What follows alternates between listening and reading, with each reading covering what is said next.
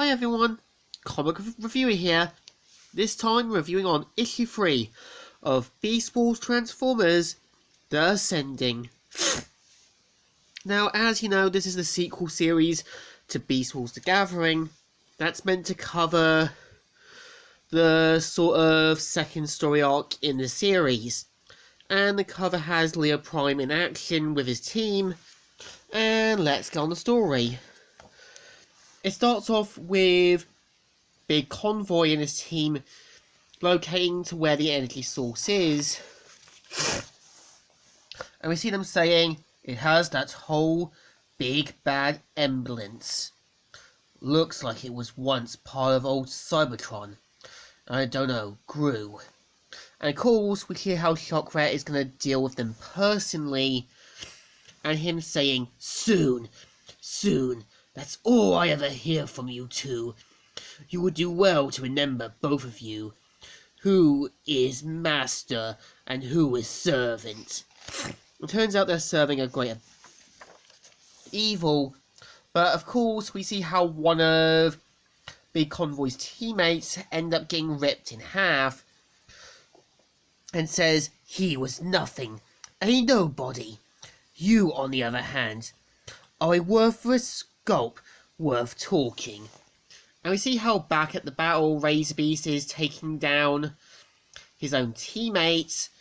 And we see how the other Transformers have to deal with the more demonic version of Injector, a second version. And we see Leo Prime saying, what's happening over there? Is that Razorbeast? Wrong wreck, status. And they see that something has infected him. So we see how Leo Prime and his team get to work.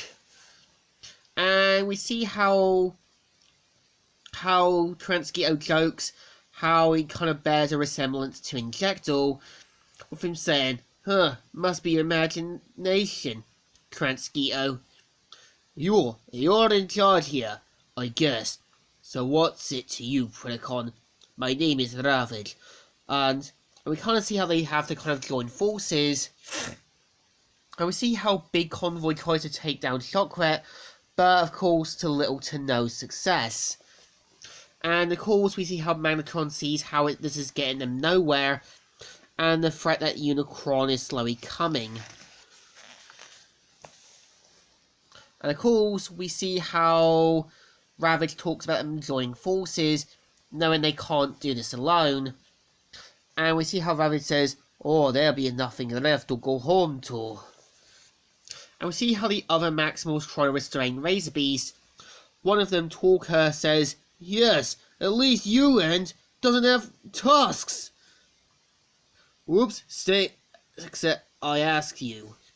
And we see how the team try to restate Razorbeast, as well as the other Predacons and Maximals try to restate Shockrat's henchmen.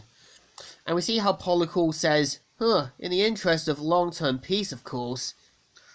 Doesn't that hurt? Only if you on the receiving end.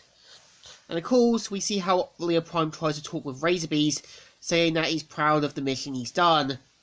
And of course, we see how Razorbeast slowly manages to regain his consciousness. And says, Leo? Razorbeast, welcome back. Don't know how long for, Leo. An anagram is like a white heat in my mind. And we see how he says that he's proud of him for what he's done. And of course, we see how Leo Prime and the others join forces and try and head back to Cybertron to help deal with this new threat.